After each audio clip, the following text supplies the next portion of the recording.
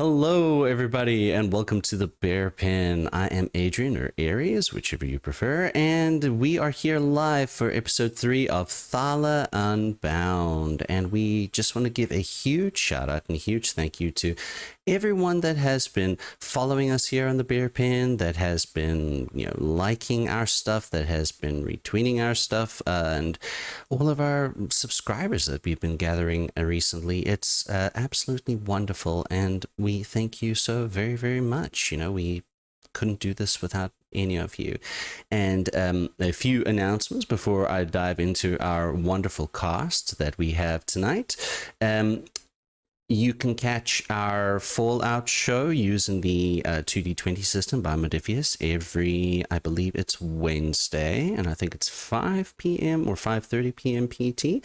And Blood on the Bayou is on its season break, but in April, at the same starting time, I believe Undead in Dallas will be starting up again for a brand new story, but this time as an ongoing chronicle, which is very, very cool.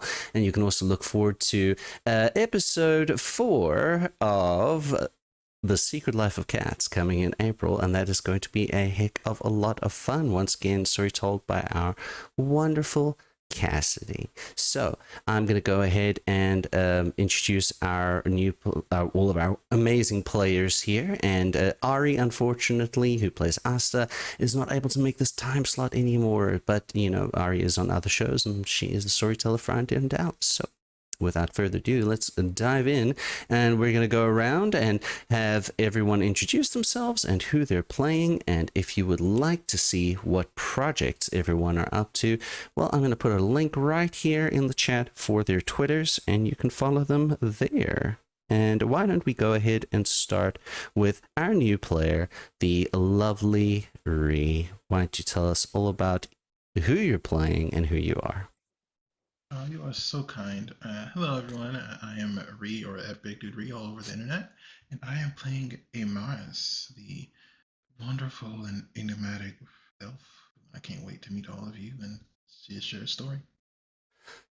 Fantastic. Yes, it's going to be very cool to meet Amaris and see what he gets up to. Next up, why don't we go ahead and have Glyza tell us who you are and who you're playing. I think you might be muted, Glyza. No, I'm not. I'm right here. I just didn't speak in time. But yes, hi. I am Glyza, person with many hats. You can find me all over the internet as at Classical Glyza. Today I will be playing Lady Salome. I believe we just had Glyza introduce her wonderful self. So we are going to say hello to our lovely Chuck. Dom, why don't you tell us who you are and who you're playing? Hey, yo, guys. This is working? Yeah, cool. It is I'm indeed. Dom. I do a bunch of random stuff for the Bear Pen. Never really sure. And sometimes I say I'm going to do it and I don't really get around to it. Well, there's a whole lot of stuff going on. But, happy to be here, happy to be a part of it. And I'm playing Chalk, a satyr barbarian druid who's going to do his best to tank.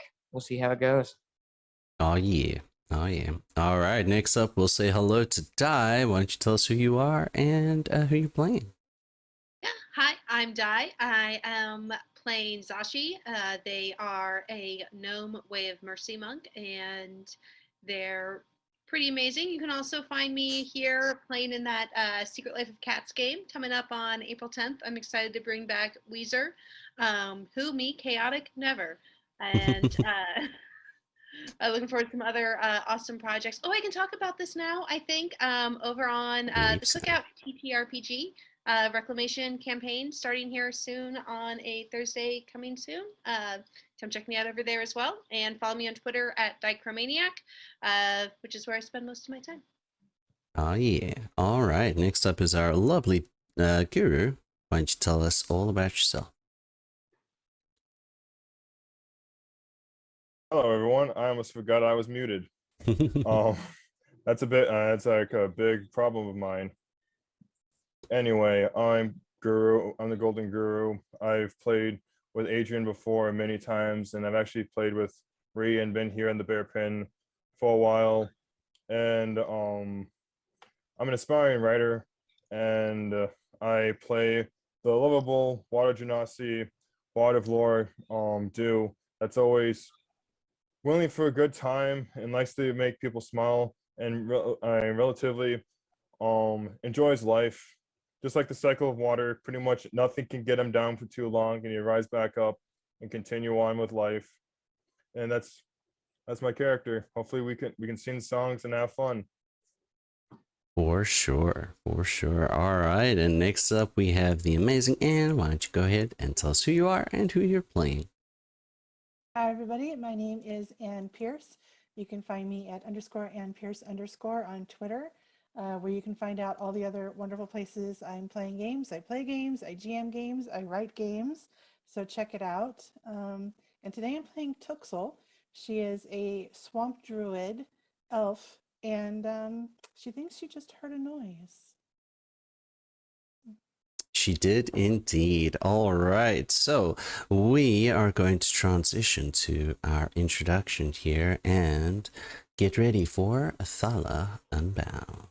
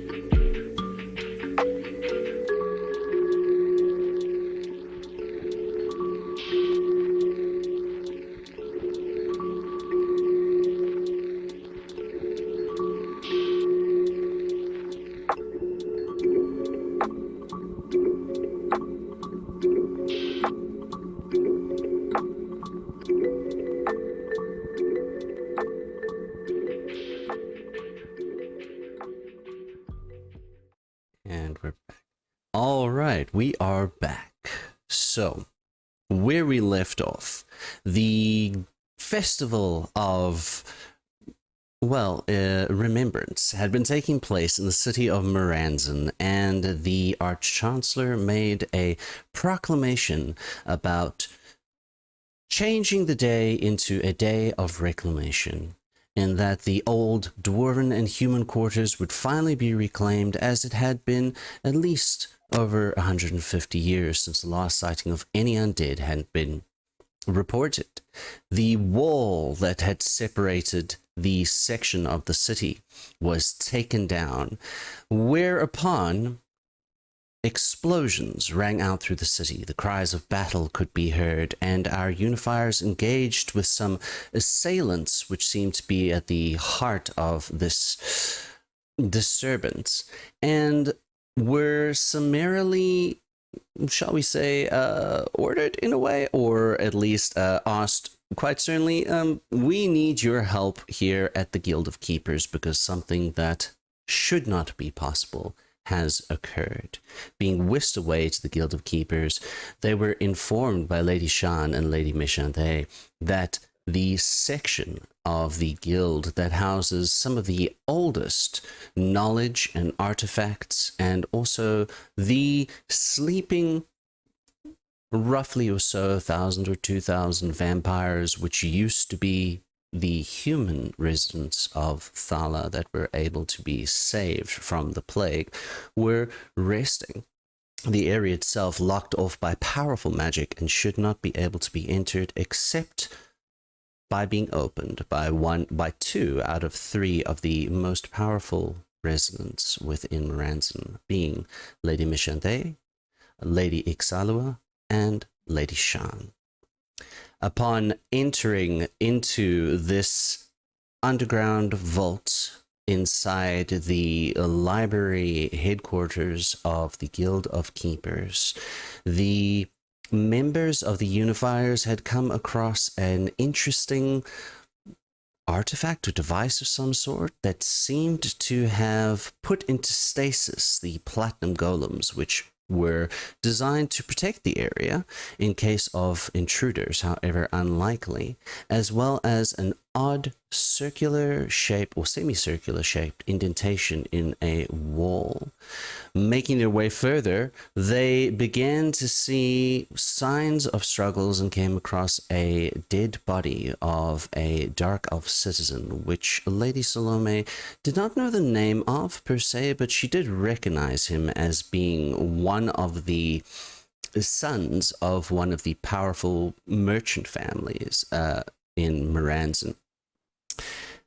The Unifiers continued to press on into the library and the vault, seeing the floating coffins which housed the sleeping vampires, and in the distance, Tuxel heard a noise. It sounded as if there was battle taking place somewhere deeper below, and it is there where we pick up. Tuxel, you have heard this noise, and you have just said to everyone, did you all hear that? Do we all hear it? You might be muted, Tuxel. Do you all hear that? It sounds like a battle. Straining Should I your roll to ears, see? straining your ears now, because you had all previously made perception checks, you are just barely able to make out the sounds of what appears to be fighting in the distance. And you are all holding your position and waiting with bated breath when you hear a voice in all of your minds coming from your communicators. And it is the voice of Drexel Rex, who says, well, look, there's a lot happening right now, and I know that doorway is still open, so I'm going to need Asa, the guild master, the hunt master Zalas, needs his help right away, so, but don't worry, I'm sending someone to take his place. Just stay where you are, and we'll sort all this out. And Asta looks a bit confused and says, well, I mean, I don't really want to be here with a lot of sleeping vampires, so I'll take what I can get. And Asta makes his way out of the still open doorway that had been created in the magical barrier by Lady Machente and Lady Shan. And after a few moments, somebody comes up to join you. Amaris, would you like to describe yourself? Some of you have met Amaris before and know him, and some of you have not. Yes, I would love to. Amaris is very tall, about 6'4" with dark brown skin and long light blue locks that go down to his waist that he keeps kind of wrapped in this silkish fabric. He wears kind of light blue pants with a light blue shirt and then a dark blue shawl and cape over his right side. And also on top of his head is a very cute looking tressum. And he has these kind of dark blue and purple eyes that look almost like small stars. And he sees everyone, he waves. Oh, I wasn't expecting to come across all of you today. I believe I got here soon. I think, maybe. I don't know. Is there a problem? Don't worry, you didn't get here late. Got here That's just in right. time. Morris. Oh, hi. Lady Salome. That, So yeah. what's the problem? I think we're here to investigate and see if there's something going on in this, vault. Hopefully we don't wake any sleeping vampires, because we don't want to wake people up if they're not ready to be woken up. So that's what we're doing. Does everybody know who Amaris is? Shashi, you know Amaris as Shashi is, as Amaris is also one of the Guild of Knowers within the city. Although not a native to Thala, he has been with the Knowers for some time now. Oh, Is hello. good to see you again. Oh, it's good to see you. It's been a few seconds since the last time. Like Some time has minutes. passed. Yes. Right. Right. I Well, I agree that we should not wake vampires. I think that's probably rude. Probably.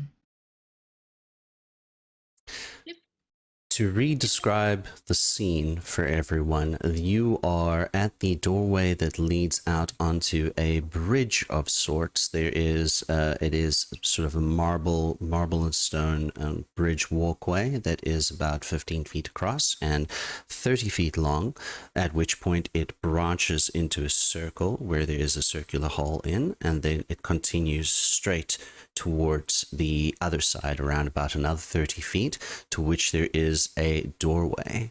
And due to a perception check that I believe it was also Tuxel that saw this, you had just barely made out that there were some drops of blood which lead towards that doorway on the other end.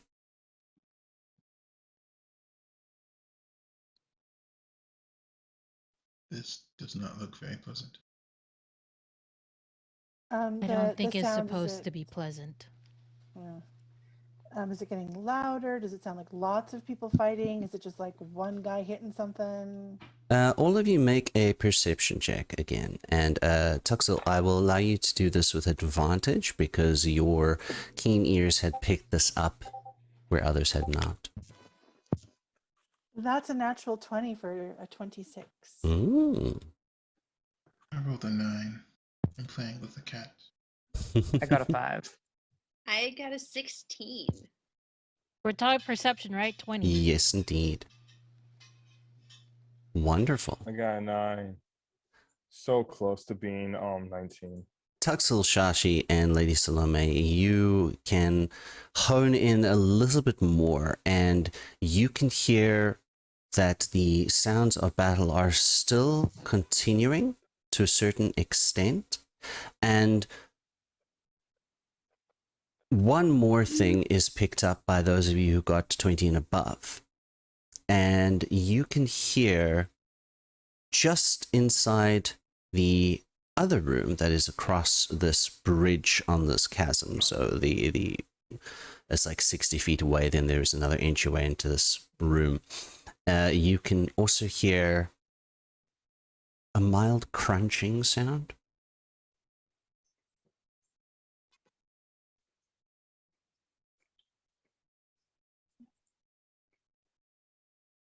I turn to Lady Salome. You hear that too, right? Think I do. So if we don't wake these vampires up, someone's going to. Yeah. I think we have Yeah. to slowly make our way and see what's happening, and if there is something that is going to be waking our friends, we should try and stop it. Who else has dark vision? I mean, I Oh, have dark I can see in the dark. I think everyone has dark vision. I Excellent. would like to crawl up to the hole, lay on Mm-hmm. my belly, and look down into the hole and see how far down I can see. All right.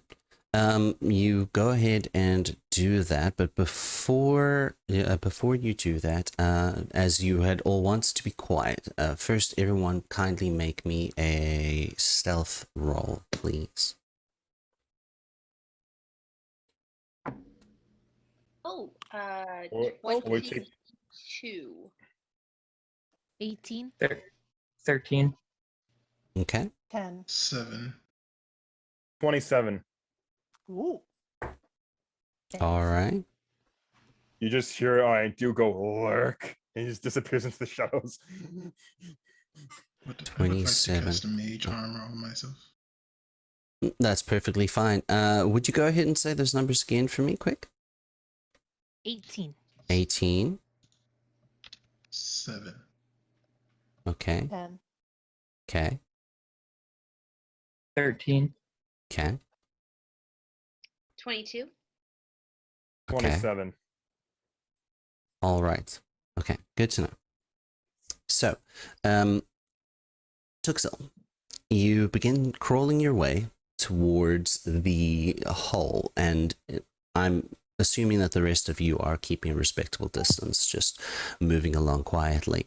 And you can see down, and you can make out that there is another level below you, and the space, the distance is also about 30 feet down, and you can just make out down on the ground that eventually you can see sort of the cavern, the floor of the chamber, and it is, so I would say, like about 60 feet to the bottom there. And you make a perception check as well.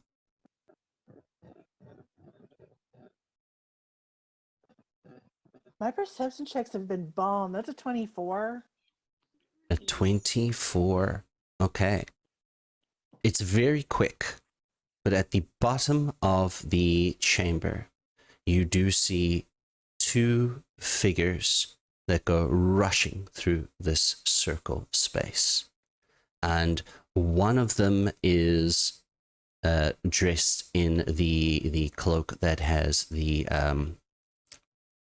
5 colors, and but the other figure, a bit taller than the others, this one's cloak has 6 colors in the same patterns of the sort of off purple, or sort of like a, and then like this kind of off white, and a sort of burnt yellow. When I see them, my wings flap and I kind of lift up away from the hole back to the group. They're here. There's 2 of them with the cloaks, but one has 6 stripes. They're up to something. They're here. They're going to wake them all up. Who's he? A bad guy, a bad cult that doesn't like us skilled people very much. Oh, that's dreadful. Yeah, they call us trash and stuff. They're kind of rude. And Maris, make me a general charisma check. I will give you advantage for this due to the nature of the city currently being under attack. Charisma check. Hmm. Oh boy.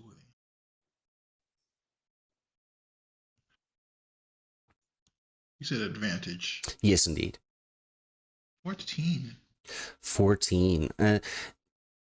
Time is an odd concept for you, but at some point you remember, yes, there was talk about these dissidents or people who are unsatisfied beginning to gather in the city and potentially cause issues.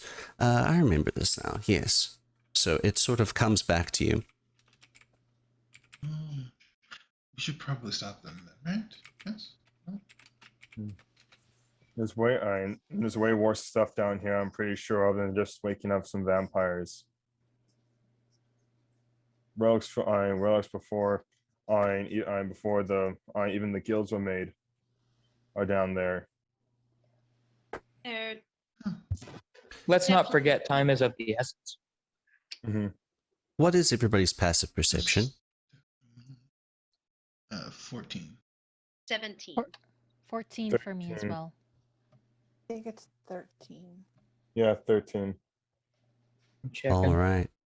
My passive insight's 19 Well- though. Perception? Oh, it's 16. I'm sorry. 12. All right. So,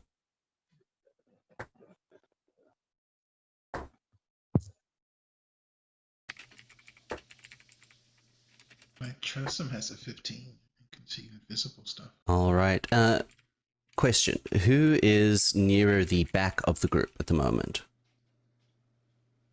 I Where's forgot. our marching order? Yes. What is I your think marching it's order? Mars. because I just went to the hole and back, so I'd be near the front. Yeah, I'd I be- think I remember being like third or so. I think I'll be right near Tuxel just because we were talking about, hey, did you hear that? So I'll be like right next to Tuxel. And Amaris is near the back. And who would be after Amaris? Maybe Shashi, correct? Yeah, we can do that. All right. So it is without warning, as you are paying attention to what is going on beneath you, that suddenly there is a sort of sweeping clawing motion at Amaris, but your mage armor sort of deflects it as it happens. However, Shashi, Mhm. what's your AC?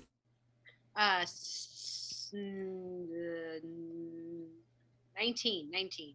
19. You take a claw to the back, followed by one which you spin around and intrinsically do not take this attack.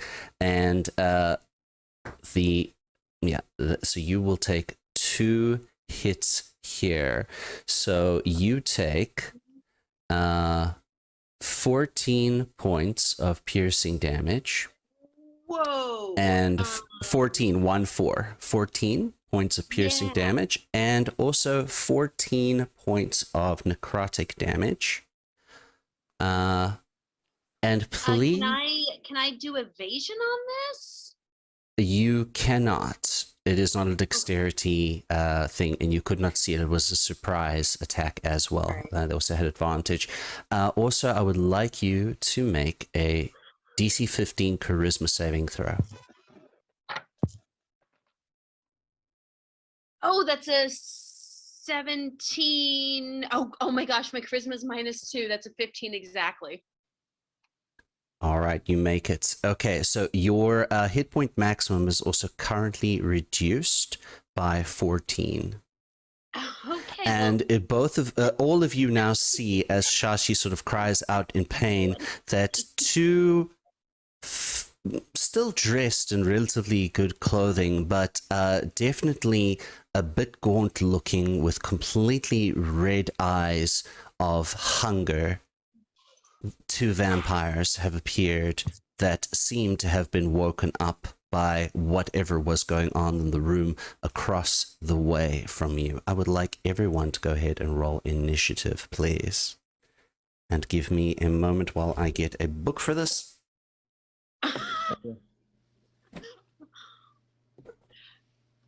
I feel like for some reason I have really amazing luck of just getting those first hits that are just devastating. Yeah, I'm sorry. That's why I needed the passive No. perception. It was on the stealth checks. It was a group failure, unfortunately.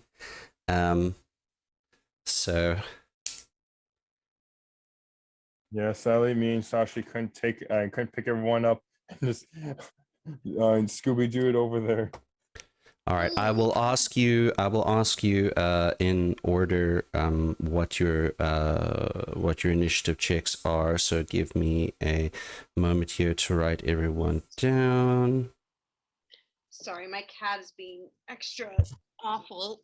All right, Shashi, what was your initiative roll? 12. 12. Chuck? 15. 15. Tuxel? 22. 22. Lady Salome? 18. 18. Oh gosh. I can't see my screen at the moment. Amaris? 4. 4. Do. 10. 10. All right. So the first up in our initiative order here is Tuxel. And yeah, Tuxel, you are the first here in the initiative order. What would you like to do? As I turn around and I see Shashi go down, I'm not going to be into that. So I'm going to reach into my bag, pull out a rhubarb leaf and an adder's stomach, and roll the rhubarb leaf into the adder, pull it out through the stomach, and throw it at the vampire and cast Milf's Acid Arrow. All right. So you make a spell attack with that. Making a spell attack. And let's see. I cast it, then I don't know what I do. Let's roll. Sorry, D&D Beyond just decided that I wasn't allowed to do that. Oh shoot. Does a 9 hit? A 9 does not hit. The arrow sort of goes flying wild and hits one of the walls behind. No. I will fly up. Maybe who's the tallest member of our party? It's a good question. Probably Chalk is Marius. relatively tall for a satyr. Yeah, so it's either do or Amaris or on Shock. I'm not sure if think it it's would be. I think it's Amaris. And Mars. Oh, how tall is Amaris? 6'4". So I'll go 6'4", with about six yeah. and a half, 6 feet, and fly up in the air. And so I'm facing that direction, but up in the air, and that would be my turn. Excellent. So next up is going to be one of the vampires. This is the one that actually managed to land its attacks on Shashi. You can see that being up close to the vampire, that currently there's no real awareness in their face. They are in the pangs of being woken from a slumber and likely not having fed for who knows how long, potentially centuries. So it is going to try and take 3 attacks against you. Does a 13 hit?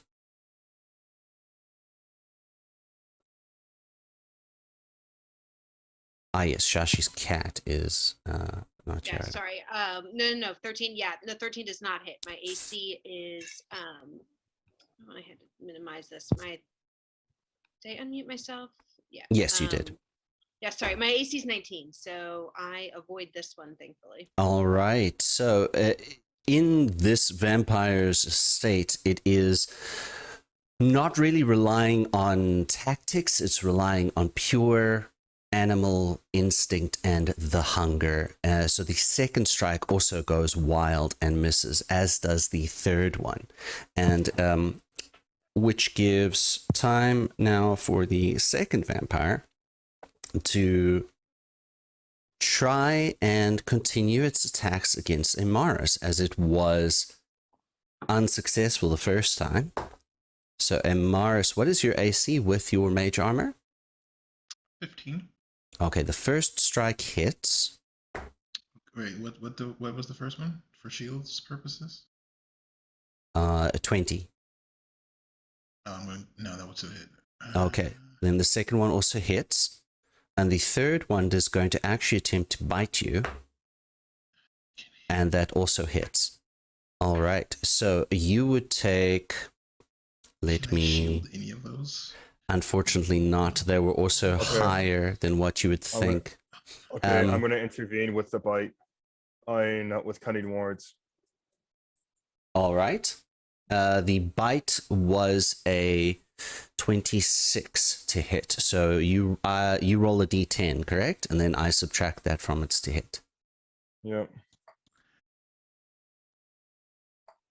I'm going to cast shield on myself anyway, because once I cast a spell on myself, I will push myself 5 feet away.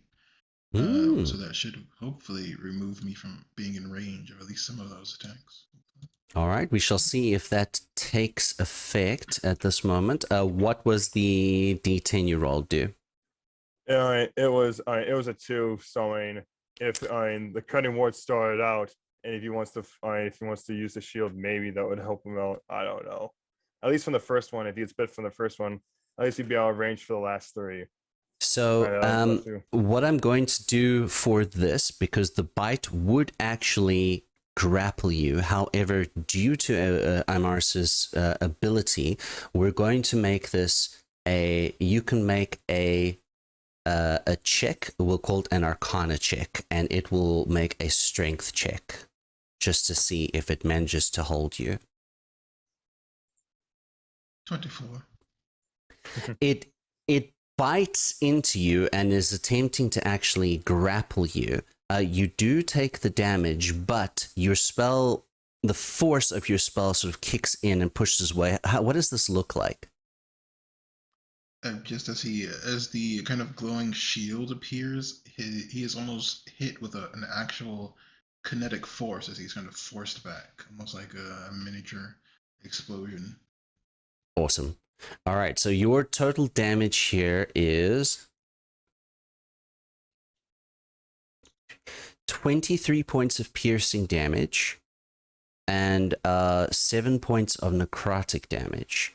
And your maximum hit points are reduced by 7 for the duration for this. Also, please make a DC 15 charisma saving throw.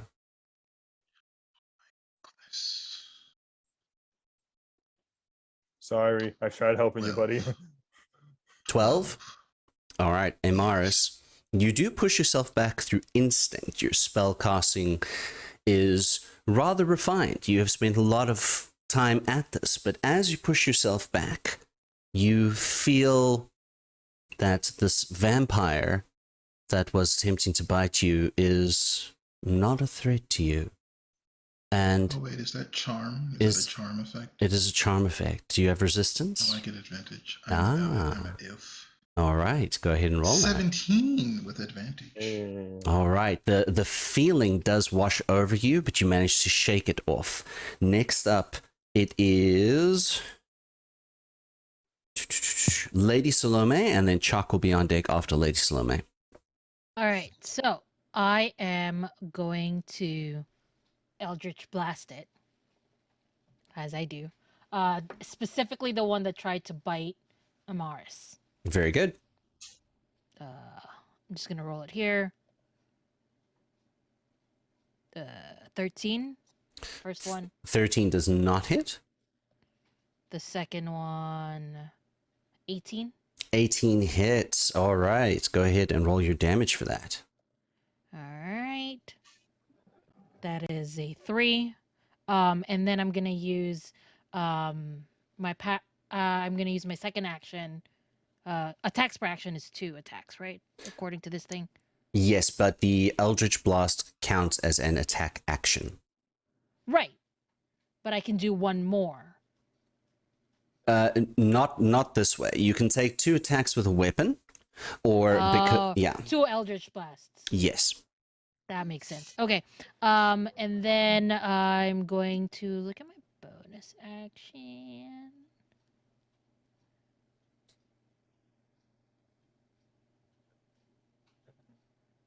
Okay, never mind.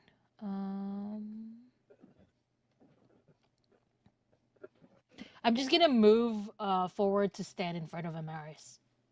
All right, excellent. So, Chuck, you are on deck. Alrighty. Shashi, you So- are after Chuck. This is now, if we were at the front of the group, we're now the farthest away, correct? Yes. This has all happened behind us. Yes. All right. The space is no one is out of range because you had not moved Gotcha. that far. So yeah, you can easily get in range. Alrighty. Yeah, I guess I will move wherever, preferably somewhere in between, in as close to contact with both of them as possible. You are able to do so. It is starting to get a little bit crowded around the vampires. Remember that you have 15 feet of space across, and then there is just chasm on both sides. Yeah. Okay. I am going to just swing at him, I think. Keep it simple All right, go ahead and make your attack rolls. with this here sickle. So, and I get 2, right? You 2 attacks? do. What level barbarian were you? 5. Yes, you do have 2 attacks. Alrighty. Oh no, that's not as high as I wanted. That is a. Hold on, let me just make sure that's a 6 and not a 9. Nice. Where are you? Where's the 9? Oh my. I just wanted to confirm. No. Oh, they're right here. They have no distinction between the two. Oh my. All right. Odd dice. Yeah, I think. Oh, I see. So that would mean the thing is on the left. Oh, I think it was a 6. Okay, so 6 plus 8. 14. That does not hit on your first strike. Okay. This one does. It's a 20 something, 24. That does indeed hit. Cool. So 1d4 plus 4. Your weapon is a magic weapon, correct? I actually don't think so. What kind of weapon? What is it? That's a sickle. It's a moon sickle, but I don't think it. Oh, the moon sickle. conveys- Yes, it's magical. Yeah. Oh, it's a yeah. plus- Sorry. It's a +2. Yeah, you're right. Yeah. What do you mean it's a +2? I Does think that it mean says a anything +2 for- earlier. Yeah, it means this is a +2 to hit, and when it does damage, it's +2 to do it. Oh man, then what do I have written down here? I've got a 1d4 plus 4 written down. Now I'm not sure where or why I put that.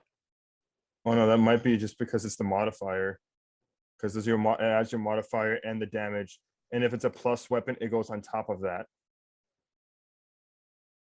Yeah. So go ahead and roll. Add the 4 and then add 2. Okay. 8. 8 points of damage. All right. Yes. Which one are you currently attacking? The one that hit Chachi. All right. The one that hit Chachi. All right. That was vampire number 1. 8 points of damage, you said. All right. So that is. Yes, that is correct. Excellent. Any bonus actions you'd like to take? Not at the moment. I don't think there's any that would make sense here. All right. Fantastic. So we are going to go ahead and jump to Chachi. All right. So how close am I right now to the one that attacked me in the first place? You are right by it. Perfect. I want to, for my action, use my 2 attacks. Unarmed strike. First one is a. Oh, come on. I had to make this smaller. 9 plus 7 is 16. 16 just hits. All right. Do you are on deck after Chachi. It's a 1d6 plus 3, so that's a 5 points of damage for the first one. 5 points of damage. All right. I would like to do something for that.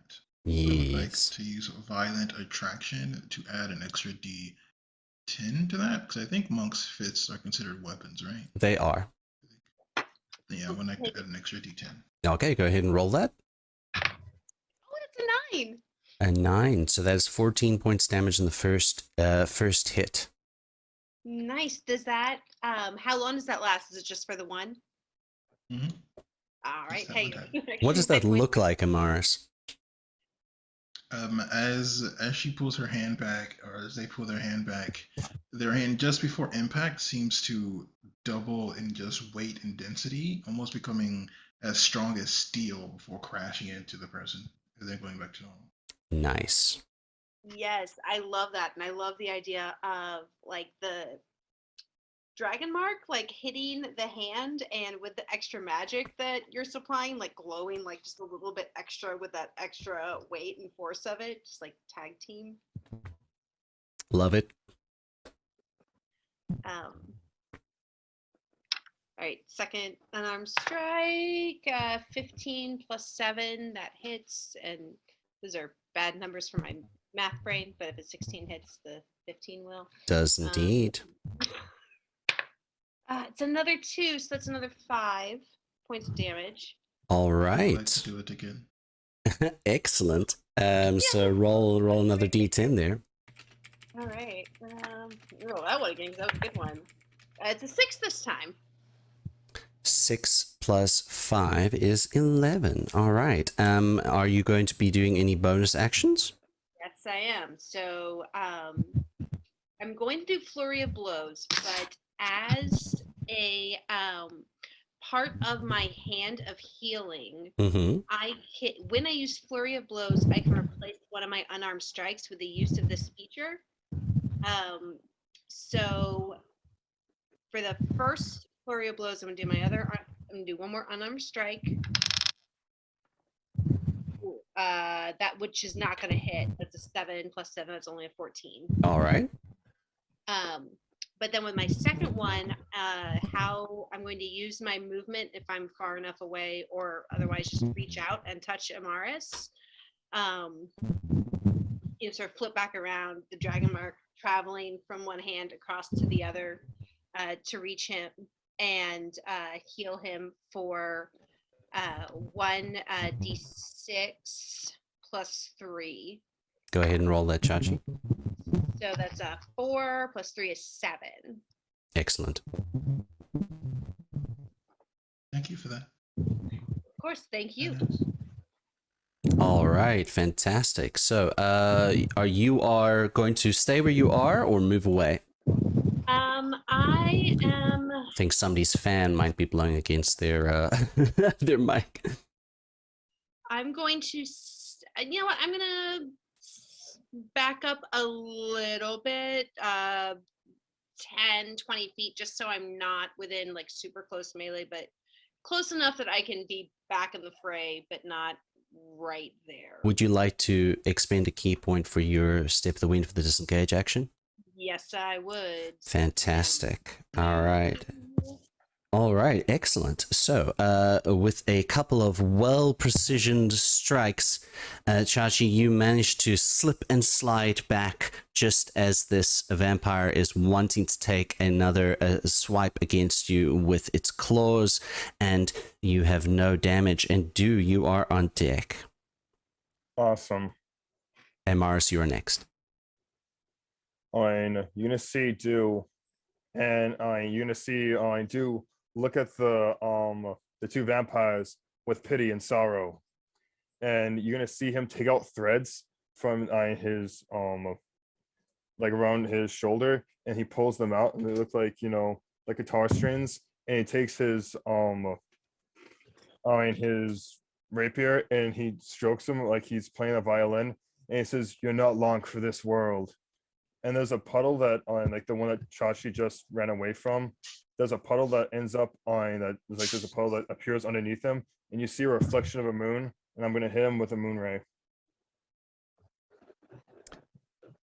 Lore-wise, there is no moon here, so this is a bit different. This would be a reflection of the auroras that you see at night sky.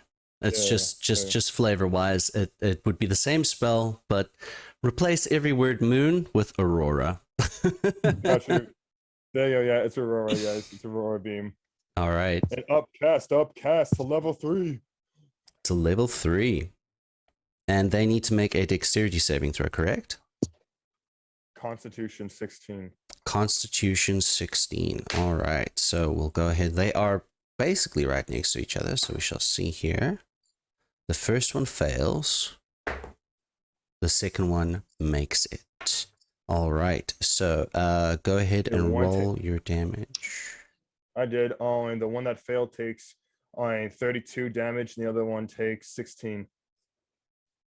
All right. So you see that this beam of light, which is mixed with the colors of the reds and the greens and the blues that you see in the evening sky at night that mark the auroras that are on Thala, sort of burst up from the ground, and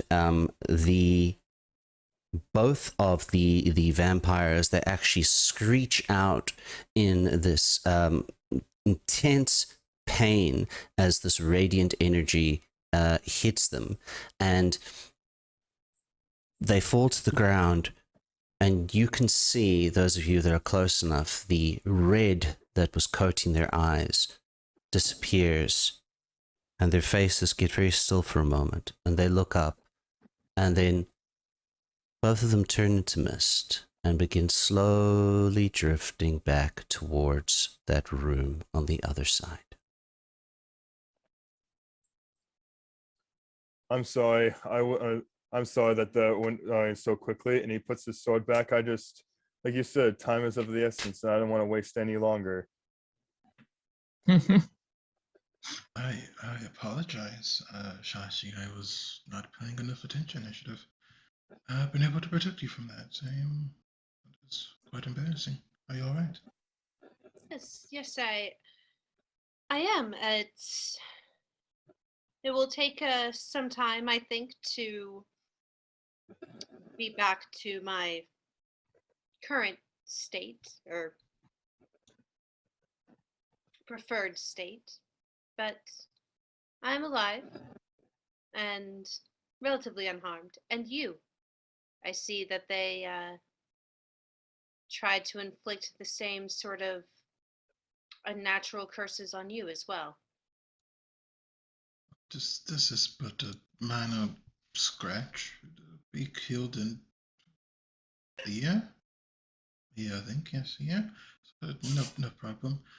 And then he will reach out, and if Ajashi will let him, he will put his hands on her arm and cast Enhance Ability for Bear's Endurance. You regain 2d6 temporary hit points. Thank you. This is 8. fascinating. I hope at some point we have an opportunity to discuss this skill of yours more. The other healers have not had the opportunity to teach this to me. I'm curious. Of course. Unfortunately, it doesn't last forever, but it'll work for, now. Perhaps we should be a bit more careful. Does anyone else need anything?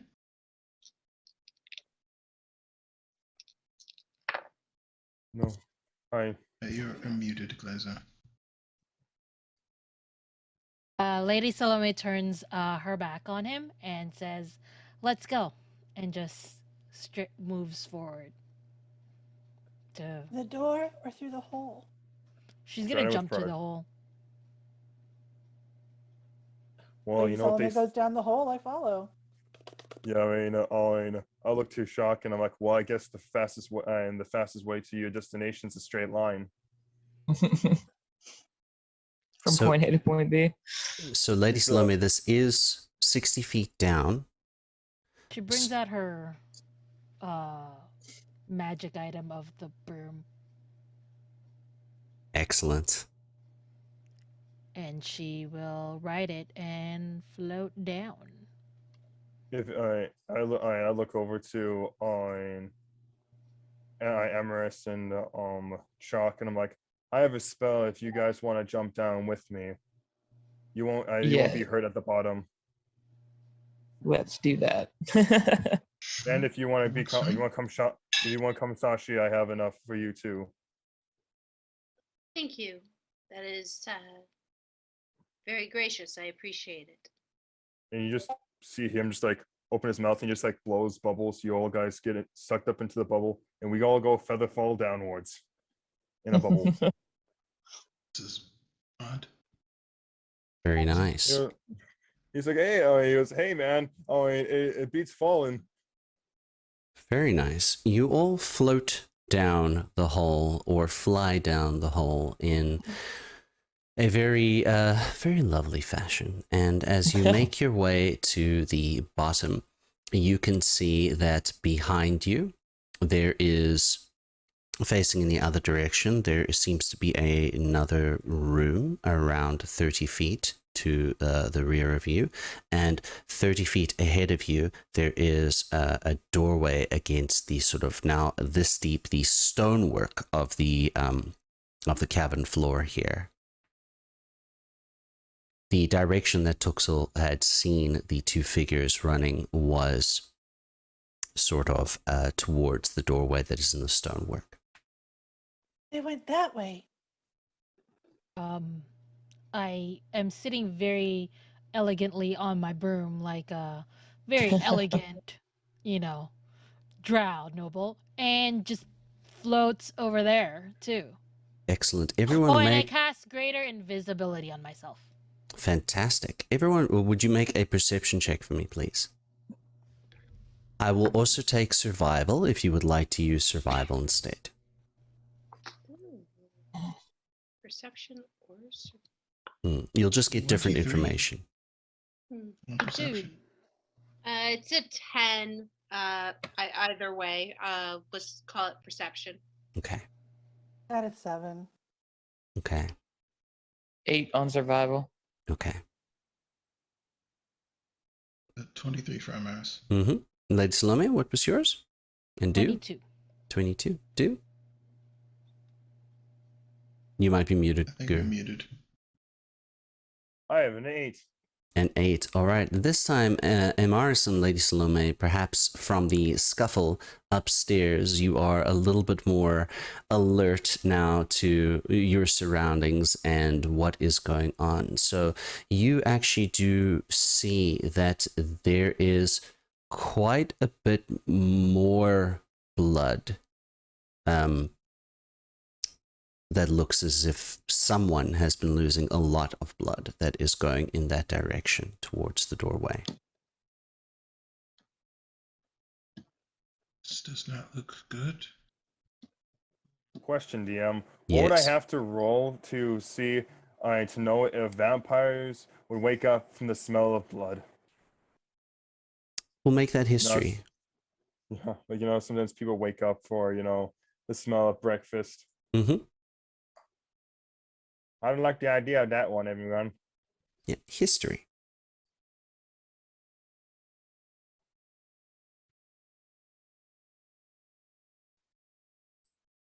Roll the Right, dash. Solomon? 11. It should have been 21, but it's 11. 11. You're wanting to say yes. You think, yeah, probably. Yeah, I mean, I'm like, well, guys, what's good? I was like, let's really get this done because I don't want to be here if they wake up for breakfast. And I just speed walk over it, but kind of in a stealthily manner. Should I roll stealth? I'm Uh, invisible yes. You I'm are invisible invisible and and floating. flying, so you I do not necessarily need to make say- a stealth check. I do say quite as loudly as quietly, just loud enough that everybody could hear me, but not screaming. Like, I'm invisible. So All right, 22. All right, Adrian. All right. Would the rest of you like to make stealth checks? Yes, I'm not absolutely. very good at them. So, does any of our druids have pass without a trace? I actually think I Misty do. Plus 3, so it's 18 stealth for me. One moment. If you guys want to look at your, because then if we use pass without a trace, everybody gets a plus 10, which is broken. All right. 18 stealth for Shashi. 9 David? for Amos. I got a 10, but I'm still off the floor, You are. just a couple inches. Okay. 18, 9. Lady Salome, you are very silent. So if you'd like, you can roll with advantage because you're invisible and you're flying. well, it's a natural 20. So Okay. All right. feel like that's the highest I can roll, which means my stealth is 24. Excellent. Chalk, what was yours? So I want to. Is it too late to do the pass without a trace? Not at all. Okay, I was gonna do that, and that just assumedly just takes up my second level spell slot. Yes. Yes. And everyone will Okay. add plus 10 to whatever their number was. So that means I got 32. So Mine's it was a dirty still 20. 21. 21. Chuck, would you describe what your pass without trace looks like to us, please? Yeah, so I'm imagining I either a palm or some sort of direct contact with the floor. Could even just be the hoof. And then I'm imagining almost this like small blanket of mushrooms, which sort of react to your weight as you step on it. Maybe not even necessarily on the floor, but maybe it's because all those spores are just around us anyways. They kind of attach to your feet, so they come, you know, like a mushroom shoe. Yeah. Like Tempur-Pedic memory foam steps. It's as if you're in a sound recording booth for those that are flying as well. The you know, it just has those old cardboard egg cartons in the walls. Yeah. All right, you will begin pushing your way forward, and Lady Salome taking the lead as she is invisible, and you begin making your way towards this entryway. And Lady Salome, you can see that once you are there, the ground actually here is all carved, rough-hewn earth. Right? It's been carved. There are steps that lead down, and they seem to follow sort of a circular pattern. So, sorry, a winding pattern. So you can't see all the way around the corner. There are as I'd mentioned before, the entire space does have this kind of light that is sourceless. So it is not dark for all of you to see. It has a sourceless, easy light for people to see. Following down the staircase as you wind down around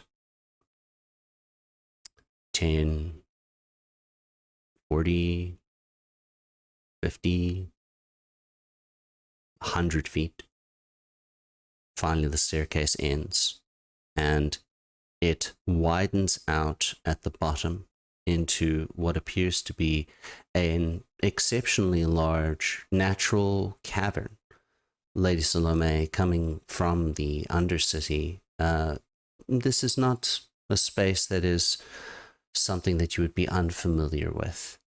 It is quite beautiful in a sense. There are various crystals and fungi that hang in certain areas of this big open cavern.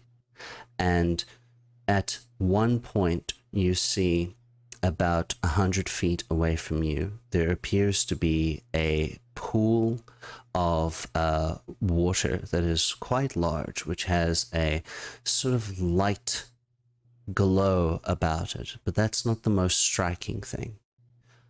Half hanging out of the water, sort of slumped on the ground, is the enormous coiled form of a massive feathered serpent. I'd like to fly right up to it. All right, you fly right up to it, and you can see that the Coatl's eyes are closed, and it is breathing heavily. It seems to be injured. There are cuts on it. Blood is seeping from it, and it is also, there are some odd patterns of burn marks of some sort on it. Some of its feathers have been sort of singed off. I'd like to pet it on its snout very gently. It's okay, cousin. We're here to help. It lets out a bit of a low sort of like growl, tries to open its eyes a little bit, but they sort of close. Make a medicine check for me. Gorgeous poor creature. Could I also do a medicine check? You can indeed. I'd also do medicine. Total of 'cause 18. I'm Okay. actually good at that. 26. All right, excellent. So with those medicine checks, you can definitely tell that this majestic coatl that is in front of you is very close to death and is in need of assistance. With the 26, can I tell if they have any additional issues like I understand what you mean. be Oh, well, blinded, deafened, paralyzed, poisoned, or stunned? none of those things. None of those things. But with that 26, I will give to you that because 26 is very high, the damage that you can see from these odd burn marks, they don't come from fire, they don't come from electricity. You're not sure what could cause this kind of burning. Okay. I definitely want to use a hand of healing. I'm going to focus myself back into myself for a moment, focus my dragon mark, and then spend a key point and use my touch the coatl and heal them for only 4. I'm gonna push a new wizard friend a little closer to Coatl, and he goes, I need you a little closer to this creature, buddy. Yeah, thank me for later. Amaris. And I'm gonna use mass healing. Aw. Very nice. Describe to us how you do this, too. Okay, 1 second, I'm getting the result real quick. A whole 18, guys, for everybody. Yay. And you see Dude starts playing a song, and like out of like he takes his he takes his shell and he starts playing like his macarena and starts playing, and you see like this mist come out of it, and it like goes around anyone that is injured, and as like there's like you see like the little drops of water start to like on like the cuts and burns on everyone. It starts to fade away, kind of like in Percy Jackson when he is like, go to the water, Percy, and you watch the water wash away the blood. Excellent. And with the various healing methodologies that you have applied to each other and to the coatl, you can see that the cuts do begin to heal up a bit, and some of the burn marks do fade somewhat. It will still be, having lost some feathering for quite some time, but it does stir and begins to open its eyes and sort of pulls itself up around and out of the water, its wings sort of resting against its back, and it sort of coils itself up and looks at you all and bows its head, and it does not speak with words, but you are all able to hear in your mind. Thank you for your assistance. I am afraid that I was not able to fulfill my purpose on this day. Do not worry. They would be like, do not worry. All of us were kind of behind on matters today. But get some rest. Nice meeting you. It was very sacred creature. I'm gonna skedaddle because we still have the people that did this to you to take care of, I'm guessing, and I don't want them to get something bad from in here. I'm afraid that is too late. And the coatl sort of gestures his head towards more the back of the cavern, where you can see that it's around sort of 200 feet away from you, but there are more shelves that have been stored near the back of it, in chests of various sorts, and a numerous amount of them and items, and you also can see in that direction that there is one more body of one of these deceased attackers, and a large pool of blood around it. It says, "The one that came here with its companion. They were looking for something and attacked me. I have never felt such power. But the one that is dead was not my doing. In my weakened state, I tried to pay as much attention as I could, but there seemed to be a disagreement between the two of them. And the taller one, the one in 6 colors, was extremely agitated. They could not find what they were looking for, or that what they had found was not what they were expecting. An argument broke out, and they slew the one that is on the ground, and seemed to depart." Was the one I'm the bigger one, the one with the more was the obviously the one you felt more greater power from?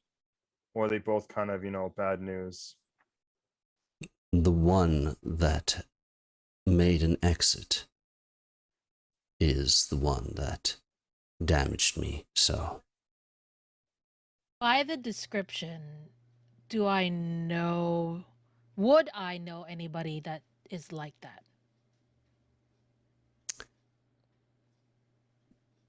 If you ask some more questions, Okay. Looking over at the body, does the body that's laying there have the cloak with 5 stripes? yes, I will explain a bit more to what I mean to you, Lady Salome. The coatl didn't give that much of a description, but in a flashback scene, which we will get to at some point, those of you who were able to infiltrate the one meeting that you had attended of the distance for this movement, which seems to not necessarily have a name per se, but which you have come to call the Oxala Lives movement. The one that was wearing the cloak of 6 stripes is the figure that had given his speech at the hidden rally, which is known as Dargo. So he's pretty much like the equalist leader. Does he have a mega mask and stuff? Faces of all of these people are covered with their intricate hoods, which have sort of a face covering built into it, yes. Oh, yeah. I would like to cast Arcane Eye Mm-hmm. and have it travel in the direction that the bottle indicated that the person went. All right. Describe what that does or what that looks like. So it kind of just holds his hand out, and it's invisible, but it's almost as if he is visibly kind of winding space into a circle before kind of just letting it go. All right. The eye travels towards the back area of the cavern. And again, you can see very large shelves housing all manner of different kinds of tomes and such, but they are not what you would...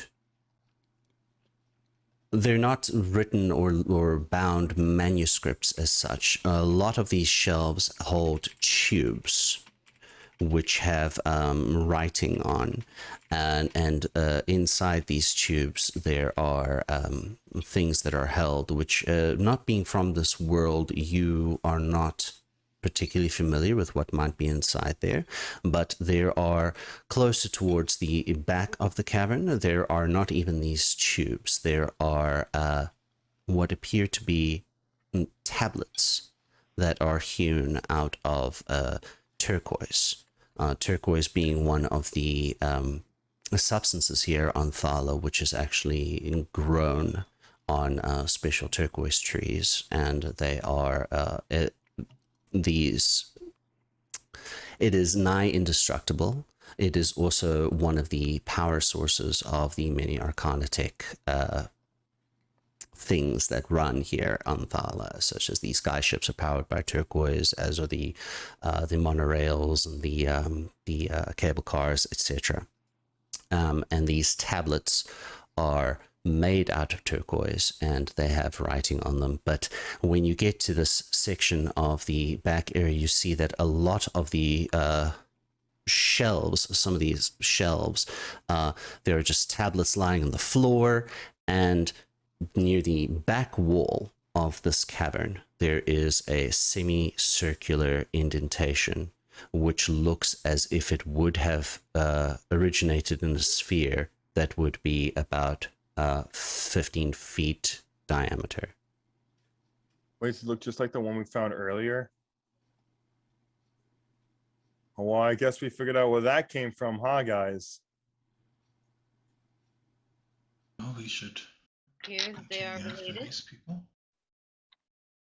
I want to ask the creature, what goes in the hole? I'm afraid I do not understand your question. And I point back to the area that has the indent in it.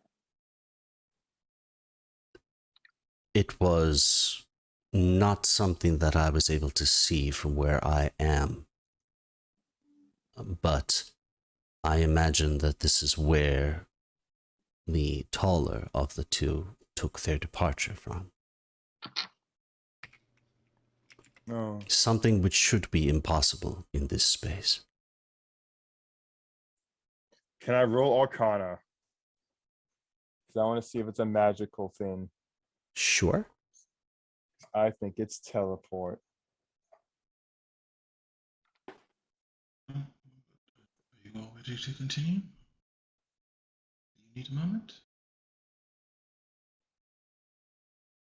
16. I mean, you are aware of spells that move people from one place to another, such as teleport. There are the teleportation circles, etc. But you're also aware that magic that allows entry and exit into this space is impossible. Quotation marks impossible. They told me it was impossible for anyone else to get in here, so you had to figure out some loophole. Mm-hmm. So, Amaris, we might not have covered this. The writing system that is here in Thala, common, is different from common on other worlds. It is closer to Draconic. If Elven evolved from Sylvan on this world, common evolved from Draconic. It is also written in a style of sort of pictogram glyphs and such. So in your time here, would you say that Amaris took time learning the writing system? A little bit. A little bit. So with the arcane eye there, go ahead and make an... Let's make this an intelligence check.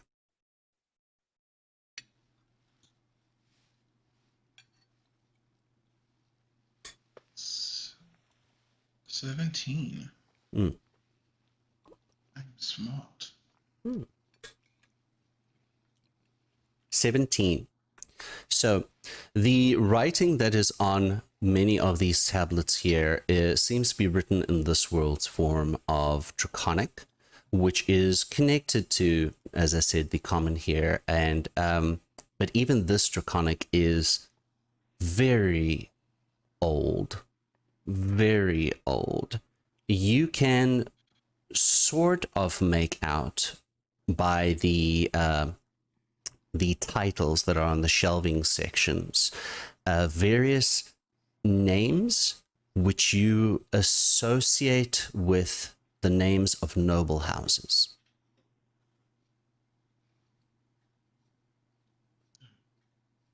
in Thala. Yeah, in Thala. On Thala. Does anyone know what houses these would be? And he'll make his way over towards the area himself. I'm gonna follow and see if I can recognize it. All right. And so I will. Which languages do you speak, Lady Salome? Common, Elvish, and Abyssal. Common, Elvish, and Abyssal. And you would also speak the form of Elvish that is more Draconic. akin to the Drow society here as well, Yeah. as that is what you have grown up with. Again, all of the writing systems are sort of based on these glyphs and such like that, and some of them you recognize, some of them you do not. It seems as if some of the tablets that had fallen onto the ground seem to be the names of some of the major drow houses that exist on Thala, specifically in Moranzan, but the majority of them that have been looked through, and one that is actually closest to where an exit point would be on the ground, it is sort of the only one that is there, is in more of the draconic, but it looks to be the name of the Arch-Chancellor's family, which is Raz.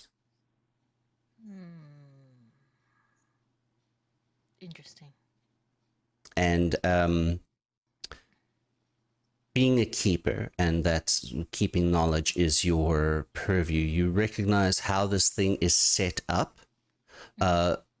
This looks to be a form of like genealogy records or founding records or some such, just in the way that the information is structured.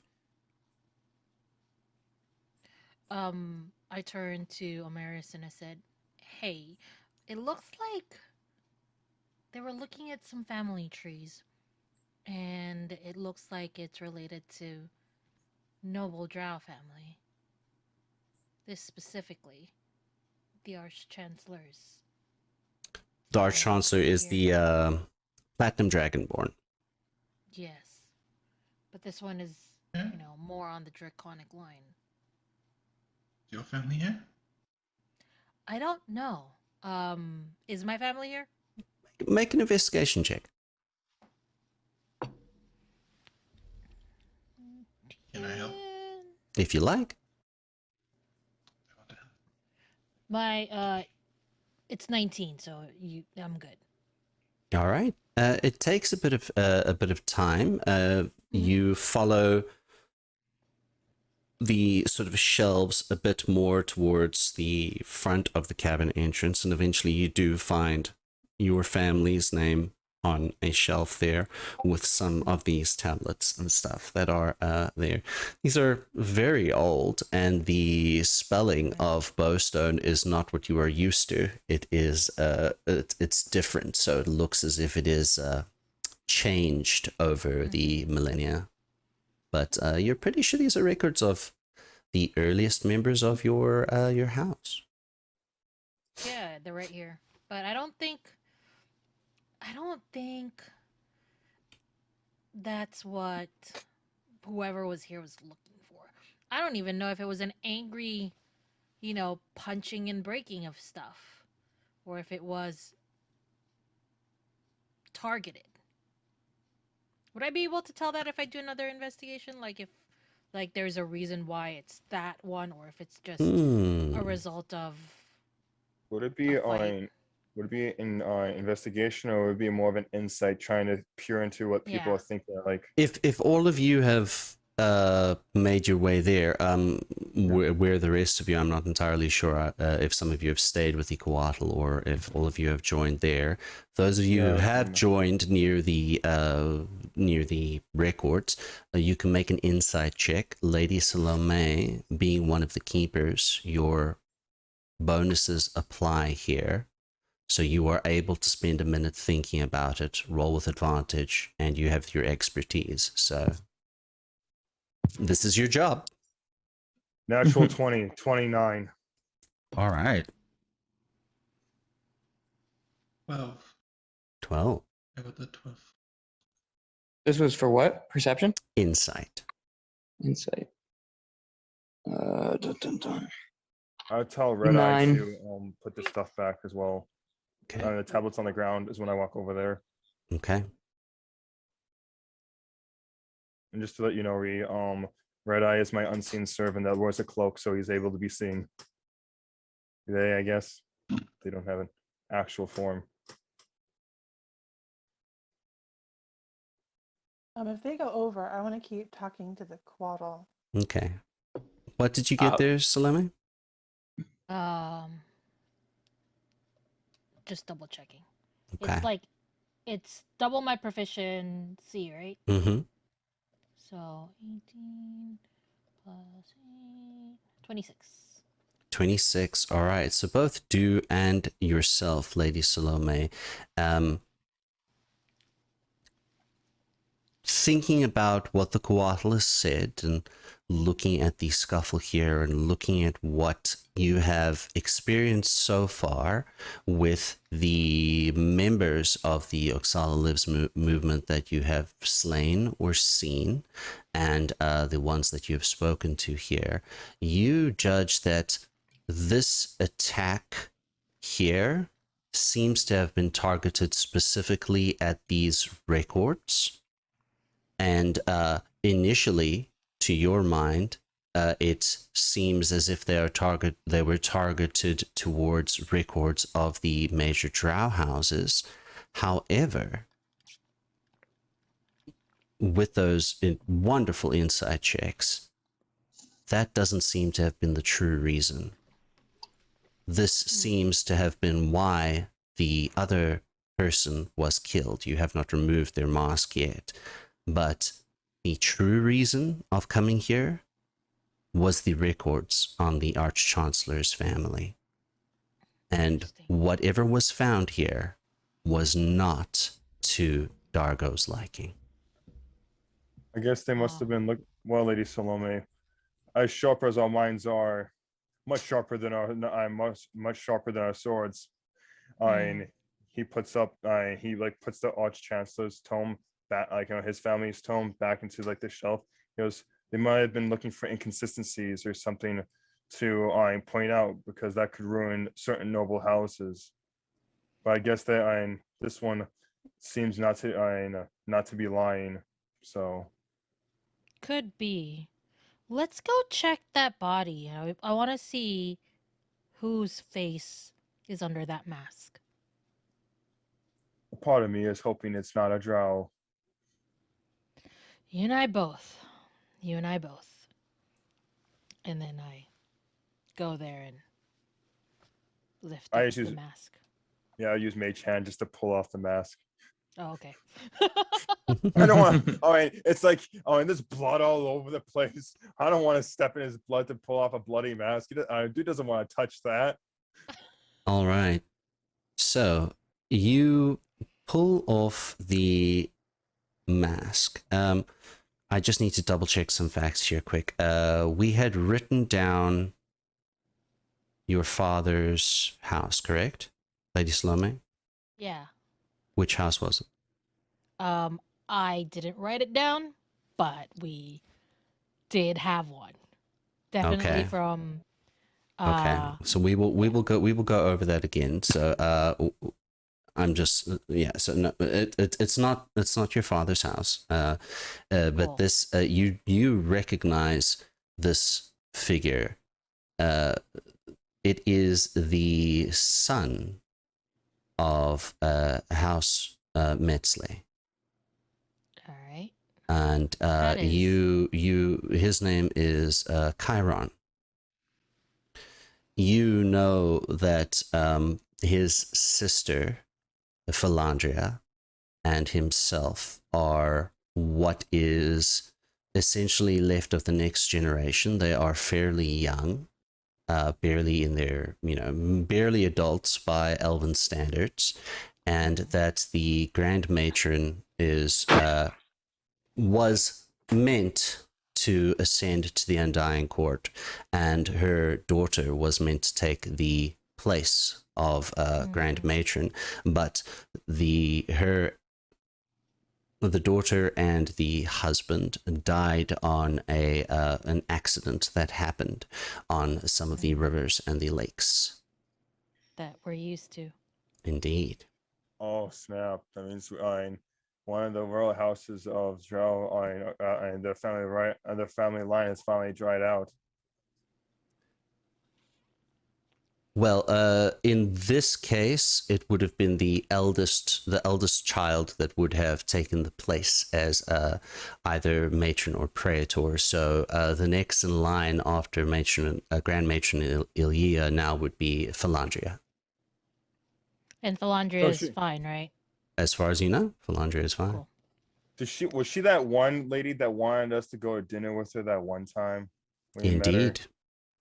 Wow! I'm like, hey, I met her. I met his sister. I look over and look at Lady Salome, like all in like a cheery voice. Hey, I know his sister.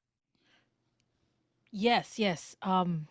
This is not good. This is very not good. One more thing. Yes, go ahead. As you're both by the body here, you can both make an investigation check for me. Ooh, That is a natural 20 plus my Again. investigation. 25. All right. We will discuss all of the other items and such that you find on this person's person in a moment. But the thing which stands out most to you, Lady Salome, is that you see that sort of under the cloak, hanging on a chain around their neck, you find a pendant.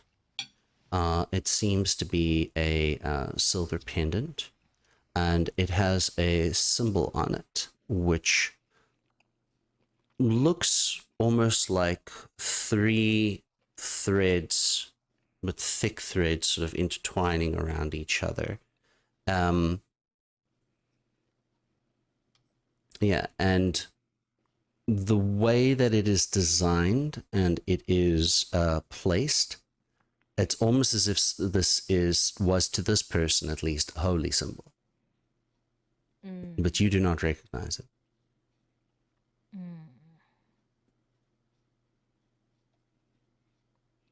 Here, Would you be able to just grab that with your mage hand for me, please? yes, ma'am. And he grabs it, and he kind of, he just has his mage hand bring it back up to him. He kind of wipes it off with a cloth, get the blood off it, and then gives it to Lady Salome. I do not touch it, and I put it in a little pouch that I have. I'm gonna, I'm like, okay, you done? You done? Red Eye. Red Eye comes over. Can you pick that one up? Can you pick this one up? We should probably return it to the family. No, it cannot, because the unseen servants do not have much of a strength modifier. Really? I thought they could carry things. They can, but this is a whole ass person. Oh, okay, fine. Dude's like, will- all right. I will get off of my broom, so the broom suddenly pops out of nowhere. Because I think I'm still invisible. Mm-hmm. Yeah. Oh, you and are. Then, yeah, and then whatever. I just carry the body and put it on the broom. So now this body is floating on the broom. Fair enough. You all have rope, etc. in your pack. It's not gonna, slide down the wall like Peter Griffin trying to get a dead frog out of the house. It'll be fine. Back at the Coatl, while all of this is going on, Tuxel, are you wanting to have a conversation? How big is the Coatl? Very large. 20 feet end to end. I'll flit up to it just off the ground. You said that you felt like you had failed your job. What was your job? I am the guardian of this place, keeping the oldest knowledge that the guild has collected. Some of the oldest relics and items. They are stored here. Those that wish to peruse the items are obviously given consent and have to make appointments and such, but it is my job to keep this place safe. And I did not accomplish that today. They didn't find what they were looking for. I think maybe you did. Make a persuasion check.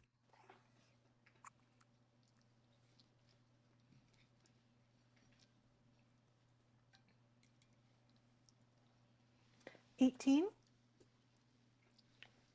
The Quattle nods his head. Perhaps you are correct, and I am being too literal in my interpretations. Thank you. Can I ask you a question? Yes. These people, they say Oksala lives. I Interesting. just kind of let it hang in the air. Like, I was not aware that Oksala was deceased.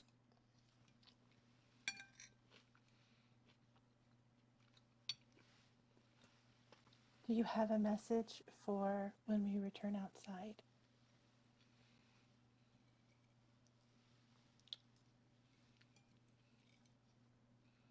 I do not believe so. Merely convey my apologies to Lady Meshante that I was unable to defend. I go over to like where one of the wounds are, and I just kind of like gently pet him. It looks like you did a good job of defending. And I'll bow and flit back. My thanks to you. The Coatl does look towards your group and does project into your minds. I sense that some of you have sustained non-physical injuries. If you spend some time in the pool, that should relieve those. Whisper to What's Lady that? Salome. What's the Which is time? sometime. What's that? How much is sometime? I don't think it's that very long. Like maybe a few minutes? It's a short time, Amaris. Like this conversation took a short time. Yes. So do not worry. I'll tell you when to get up. Okay. Okay. And Since then we're I gonna leave. Yeah, since we're gonna I'm wait for them. fine though. Yeah. Yeah, since I do is fine too. Whoever wants to sit in the pool is able to. And I do, while waiting for you guys, we'll go peruse around to see the other artifacts to see if anything was taken. Because I'm afraid of some big bad weapon that was taken. Because I've seen artifacts in D&D. Some of them are real scary. Very good. Shashi and Amaris, would you both like to enter into the pool? Sure. Yeah. But I would also like to ask the quad or something. Very good. So, I do have a question. Were you able to wound your attacker by chance? No. He seemed impervious to my magic for some reason. But I did notice something. The way that the tall one moved and walked was different to the gait of the other one. The drow individual. I am not entirely sure, but I do not believe that the one leading was drow. The movements, the gait of the footsteps was not the same.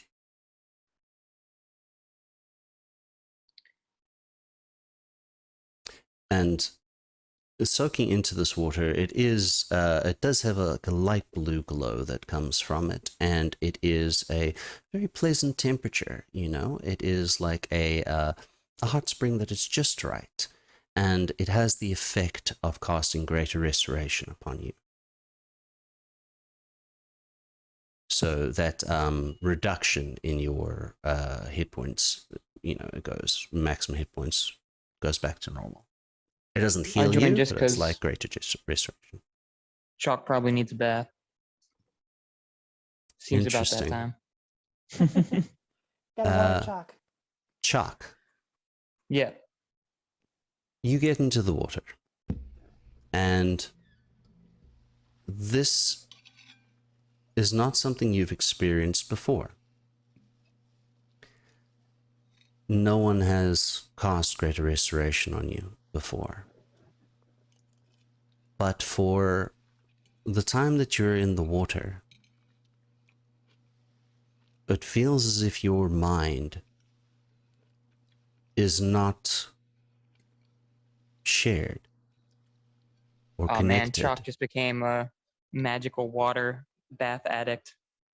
It's about to get hairy from here. The connection to the Myconid colony was quiet.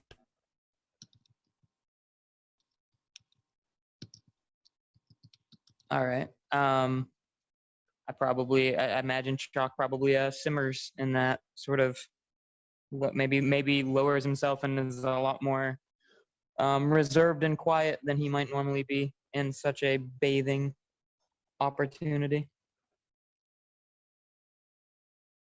You are all aware after some time in this pool that if you want to get back to the entryway before the time limit closes up, you are probably going to have to start making your way there soonish. You should Oh go. well. But Do is going to look through some things, yes. I Mhm. decided to roll to see how drawn away I was from the pool, and I got a natural 1. So I don't know, guys. Just a little longer. Just a little longer. And while the people are there, I want you to roll a D100 for me, please. Okay. D100, D100. How do I roll D100s? I don't know how to do that. And So it's the D10 with the 2 zeros on, and the D10 with the oh, I know how to do 1 0. that, but I'm on roll. I'm on D&D. I don't know how to roll actual Oh, dice. just roll 1d10. Tell me the first number. That'll be the hundreds, and then the next one will be the units. Sorry, yeah. Just roll 1d10. Give me the number, and roll another d10. Is that everyone who went into the pool? No, this is for Do as he is looking through some of the other artifacts. Oh, I see. Okay, 1 second. 45. 45. Okay. It does not appear from your investigations and such that you are able to make out as if anything else has been taken. There are all manner of items that are stored in some of the chests. There are weapons, there are interesting cloaks, there are rings, there are bound books. But from what you can see, nothing appears to have been taken. Oh, okay. And dude's like, Is there any big is there any scary relics he was he saw or anything, at least they didn't take these ones? There are many relics here. Possibly scary, possibly not scary. If you'd like to make a history check, I can tell you some of them there. If you know through your distant memories and your bardic knowledge what some of them might be.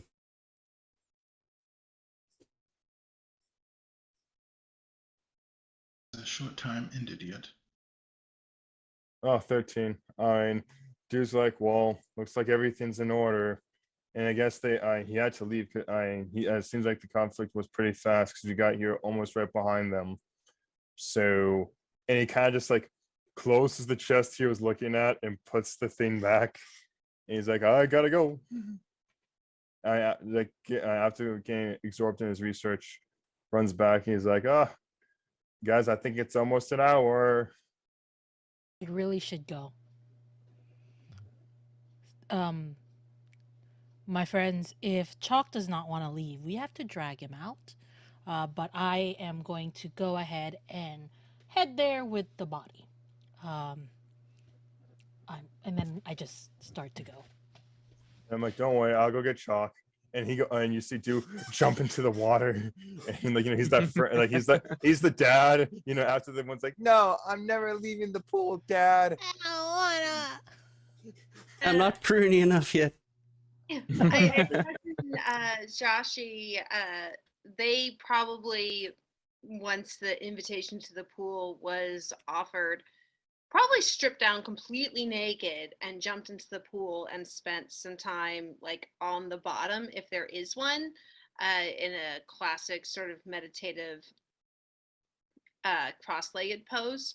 And they look up and see sort of the scuffling above them of trying to get Jacques out of the water. And as much as you can sigh underwater, they probably stop and There's just a couple bubbles, yeah. and work on pushing and pulling everyone back out of the water onto the bank there. Hold on, you see, I lift up Shock like a sack of potatoes. Come on, Shock, it's time to go back to work. I'm not gonna put up much of a fight on this one. How do you feel being carried how does it feel to be the barbarian being carried by the bard? I'm used to it. It's been my life. All right. Through a clever use of spells and gear, etc., you are able to make it back all the way upstairs without disturbing any of the sleeping vampires. And a question: are you going to try and use the central hole again, or are you going level by level? I'm gonna do really fast up there. Whoever can't fly, I'm gonna use polymorph and turn into a wyvern. Can ride on me. Polymorph. All right. I'm gonna sit next to the dead body on my broom. All right. Very nice. I mean, theoretically speaking, not very nice, but doable. At least I can fly. It's fine. Yeah, you can fly, so it's fine. Maybe the dead body's not so great, but still, yes. Maybe he should have thought about it before he died. You really should have thought about that before becoming dead. Yeah. So I think this is kind of funny. I'm going to use a mage hand to push myself up 10 feet over and over again until I get to the top. Fair enough. I'll ride on the wyvern. Excellent. All right. Zashi will also ride on the wyvern. They'll get themselves redressed in their monk tunic and pants and wring the water out of their braid and sort of sigh and say, I believe we've wasted enough time already. And you see the wyvern has the same skin kind of thing that Dew's got that looks like it's on calm water, and like how the shining water, the ripples in the water you can see as it's on a wyvern. It's like, wow, that's a really weird looking wyvern. It's a wet wyvern. What The does best kind. wasting time mean? I'm just not going to. Yeah, no. It, Um, it's a before wet backing bird, out of the obviously. before backing out of the room, I'm going to leave a water lily at the edge for the Quaddle Unbound to get out. Oh, it's very sweet. So, all of you make your way back out through that original room where the platinum golems you still see are stuck mid-swing and have not moved. And you come through the steps through the hole in the magical barrier, the doorway in the magical barrier, and exit in time. And you see that the blinding sort of dark and light blue light that was the explanation, I guess, of Lady Mishande's power starts to dull, and the dragon form of Lady Shan that was emitting this sort of bronze coppery colored light, that light also starts to dull. And Lady Mishande sort of comes to her knees and puts her mask back on and gets her hair all sorted. Shan is still in her dragon form, and you can see that she collapses and begins to shrink down into her human form. And Mishande sort of rushes over and gently lifts her up and is carrying her. And she says, well, Shan will be out of commission for some time.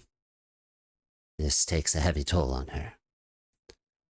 Come, let's return upstairs and we can discuss what you have found. I can carry the lady, since No. I was like, Apologies. I will take care of Shan. takes one step back. He just shakes his head, sweats. You are led back through the various rooms and eventually into sort of like the living chambers or suite of Mishante, which she has a table that is there that has various notes and different artifacts and stuff and ledgers on that you can see that she often busies herself discovering, and she has a bit of an alchemy lab that is set up in one corner, and there is a bedroom to one end of it as well, and she lays Lady Shan down on the bed and sort of gently brushes her hair, and then comes back to all of you where there is a lounge of sorts that is set up, and she breathes out a sigh. That was tiring. Now, what did you discover down there? How did somebody get in? What did they take? It's not. I don't think they took. I'm not sure if they took anything.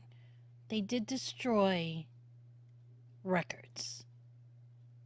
Specifically, records that is focused on the Arch Counselor Roz. I'm sure I said that right. My character said it right. Glyza may not have, but the character did. With confidence, too. Indeed. Yes, Raz is correct. And well, you can't see the look on Lady Mishante's face because she has her porcelain mask on, and she says, the Arch-Chancellor's family. Yes. Why? This becomes very curious the longer it continues. I would agree as well. It looked like they were looking for something there, and whatever it was they found did not make them happy. Or perhaps they destroyed the information so no one else could have it. I will That point out seems just a reiteration here. Nothing was destroyed. But stuff was in disarray. Oh, okay. Okay. The Does Koalas anyone fought very perhaps bravely have- to keep it safe. Was anything taken? It was just in disarray. As far as you could tell, nothing had been taken. It was just in disarray. Okay. What was They that, were not- Amars? Perhaps does anyone have anything belonging to these masked people? Perhaps a picture or clothing or something. Well, we have one of them. The dead body on the broom. Yeah. That I did that find. one is dead. What's his name again? Chiron.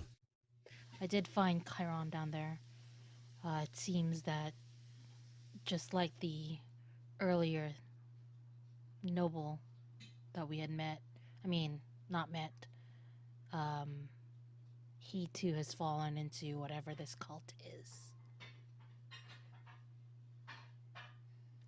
This organization claims that the nobility and the guilds are somehow responsible for,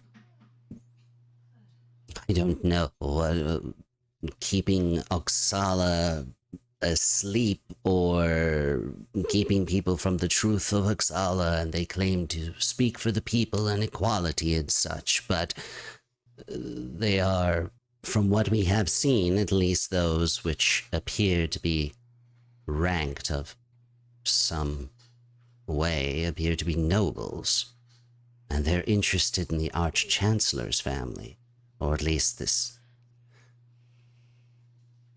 I think this is something that I need to speak to my mother about as well.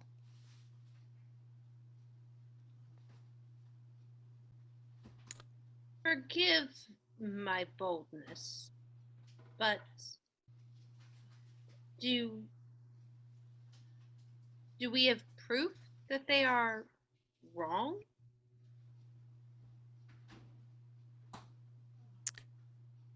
Well, I imagine we don't necessarily have proof that they are wrong.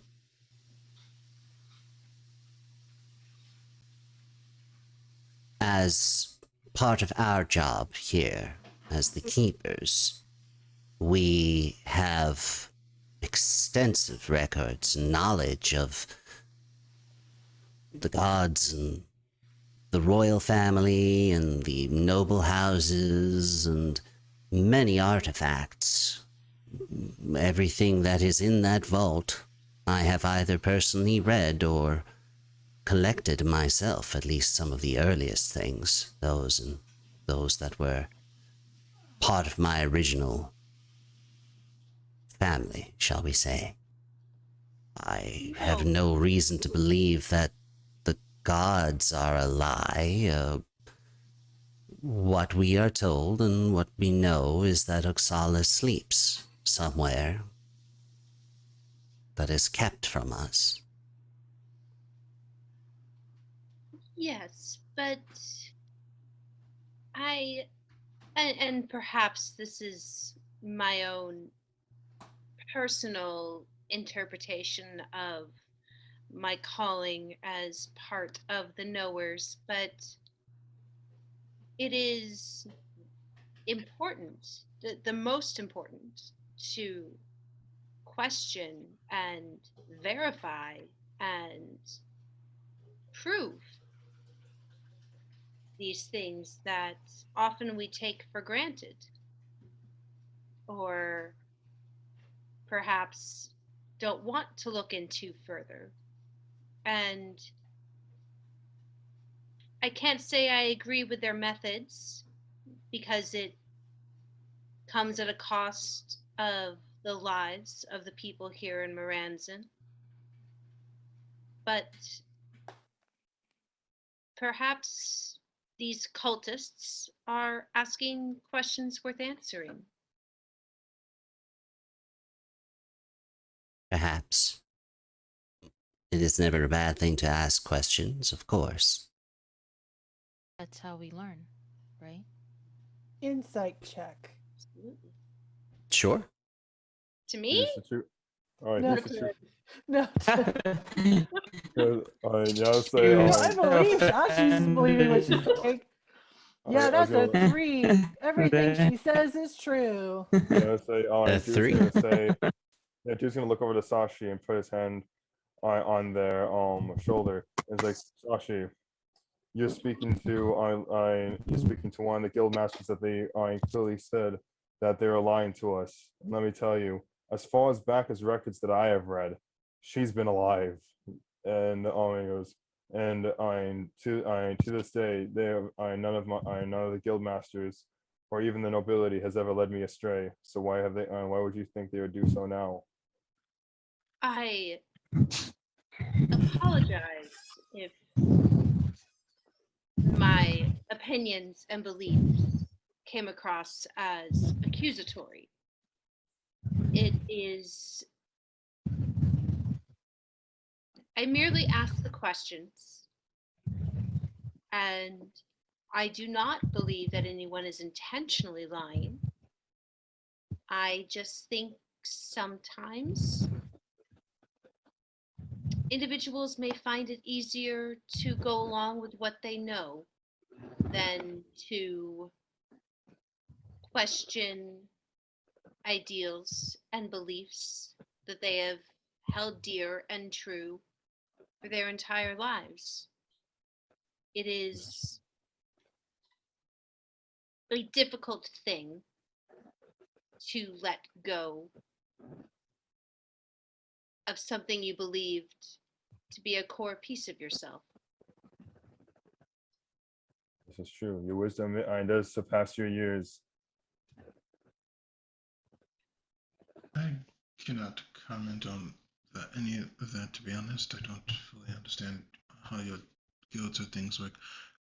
But if any of you have seen this strange other person, I could attempt to scry on their current location. I can't. I can't. We don't got anything on him, but I can do something better.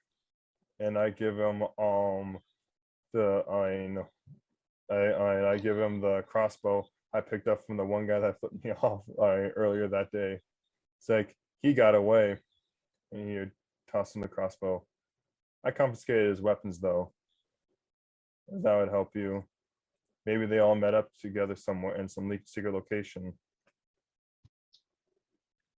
All of these are good points and good ideas. If you wish to try and scry on their leader, I don't see why you shouldn't, or this follower. But before you do so, did you recover anything else that might be of help in the search? Yes, I Only- realized they didn't take any of the weapons. I bring out the little pouch where I put the little cross thingy, and I show it to Lady Mishante. I found this on Chiron's body. And do you also produce the sphere? Was there a sphere? Who got the sphere? I only brought Oh, the I little do. thing. I do still carrying it. This is for me. Are you showing the sphere, or are you keeping the sphere to yourself? No, I mean, I think it's more to the fact that because until you said that, and I kind of forgot about it, so I think he's not paying too much attention to it. He's going to research it later, so he's just keeping it to himself. All Kind right. of, forget mostly for about forgetting about it, because it happened, crazy things happened, and that was kind of earlier on, so he's kind of not paying much attention to it. Like, I'll deal with you later, and later just hasn't came yet, I guess, All right. for him. Amaris, I would like you to do 2 things for me, please. The first thing I would like you to do is to make a wisdom saving throw. And This is not a magical effect. Can I cast enhance ability on myself first? Well, you wouldn't know to. No, this isn't.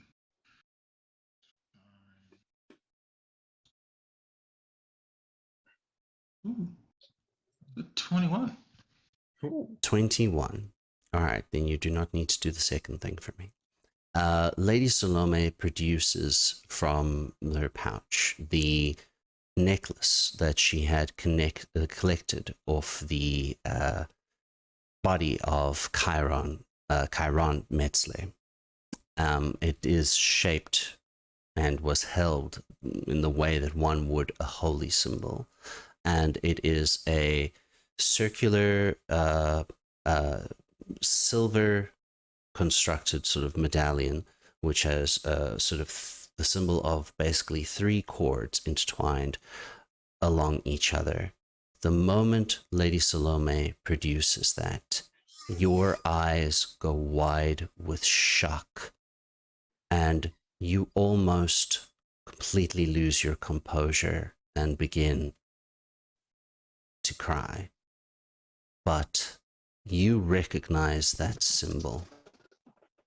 It was worn by the very assassins that kidnapped your sister. And we will pause there for next week in our episode 4 of Thala Unbound. Dun-dun! Thank you all so much for joining us. It is so great to be back. I love telling the story. I love my cast. You are all amazing people. Thank you for your follows. Thank you for your subscriptions. And if anybody would like to follow us on YouTube, the subscriptions there also help a heck of a lot. So one more time before we finish out today, why don't we go around, and if you all have any projects you'd like to plug, please go ahead and do it. We will start with you yourself, Glyza. Any projects coming up that you might want people to have eyes on? I have a lot, so let me talk about it. Tomorrow I will be streaming on my channel. It was supposed to be a charity thing. I just need to check if it can still be a charity thing, but I'm still gonna be streaming tomorrow. And it'll just be me playing Our Life Beginnings and Always. It's a fun game. I did make a promise that I will only do it for 8 hours. But it might be shorter than that, maybe, I don't know. On Sundays I am free because there's no blood on the bayou, but the weekends are free for me. Now let's go on to the stuff that I'll be appearing on. On Mondays, I will be on twitch.tv, Chatterbox AVA, playing Darla on Somehow Human. It is an Urban Shadow 2nd edition actual play. Darla is a demon possessed, tainted, but their demon has a crush on her, so I'm sure that's not going to be toxic at all. On Tuesdays, I will probably be playing Mass Effect, the space shooting dating sim, on my own channel, twitch.tv /classical Glyza. Every other Wednesdays, I play Alicia Leonor on Gods of Color on twitch.tv /Kyria858. Alicia is a demigod nerd obsessed with dragons, so it's just me minus the demigod part. On Thursdays, I play Moira, a scholar who is suddenly a space ninja because of space magic, with Esper Genesis Revelations at twitch.tv /Atomic Zero. And Fridays, I'm here. I'm always here. On March 8th, there's going to be a charity stream for International Women's Day thing, and I will be playing Chased Waterfall. Make sure you do not fall in love with Chased Waterfall, because Chased is only going to leave, and you're going to end up saying, don't go Chased Waterfall. You can find everything that I do on bio.lane /classical Glyza, but also you can look at my Twitter at classical Glyza, because I make all of my announcements there, and also I'm occasionally hilarious, and I'm a damn delight. Guru, do you have any other upcoming projects that you'd like to tell us about? Not currently, but if I ever get something, I'll tell you guys. Fantastic. How about yourself, Ree? Any other upcoming projects? My goodness, it's my turn. Sure. You can follow and find out everything I'm doing over at Big Dude Re on all of the socials. But currently, I'm playing a lot of wonderful things over on the Kira858 with the Cookout, where I play on Thursdays. I run Bonds Beyond Time, a Mage the Ascension campaign, where we get to do all kinds of wonderful things. I'm here Fridays, obviously. Saturdays, I am in Rivenwood Academy. We have some more projects coming up soonish on Sundays that you should be keeping your eyes out for. And every Wednesday, I play Niven, the wizard who thinks he's a paladin, which you should definitely enjoy because it's always fun. Fantastic. How about yourself there, Anne? Any other projects you'd like people to have a look at? Sure. In addition to being here for this wonderful program, also we'll be joining the cast of Dallas Undead. Really looking forward to that. Ria's coming back. She's got a van and she's a vampire and she's got unfinished business. Oh, You can yeah. also find me over at Perception Studio. They're doing a campaign on Tuesdays called Shaman's Legacy, and it's actually 3 different viewpoints of the same story. The group that I'm in is the Rookies of Rimtown. Yeah, you heard that right. The next couple ones are from the sort of bad guys' point of view, so that's going to be really interesting to see how the different point of views come together. And if you're interested in playing a one-shot with your friends and you're looking for something new and exciting, check over at itch.io for Inkborn Studio and download one of those fun one-shots and let me know how it went. Oh, yeah. What about yourself there, Di? Any other upcoming projects? Yes. So you can catch me on the Cookout TTRPG here soon with Reclamation. I'm very excited. I'm really proud of what we're doing over there. It's going to be a blast. Also on April 10th, right here on the Bear Pen, the cats are back. I do not know what we're going to get into, but it's going to be amazing. And Weezer, the Sphinx, I'm so excited to bring him back. He's adorable. I love him.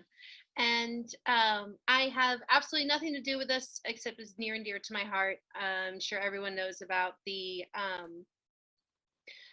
bundle on Itch going on for supporting trans kids in Texas. But if you don't, please go check that out. As a previous Texan and non-binary, it really means a lot. And for $5, you get almost 500 games, and so it's really just Yep. no brainer. Evil Hat, who created Fate, is got a whole bunch of those games up there for that, and we use the Fate system to actually run Secret Life of Cats, and it's my favorite system. Actually, I actually want to get a campaign going or something at some point here on the channel because it's just fun. How about yourself, Dom? Anything coming up that you'd like folks to take a look at? No, I'm unfortunately got bit by the Elden Ring bug, so I'm not doing anything but being a loner in my house. You should stream that here, dude. I'm telling you.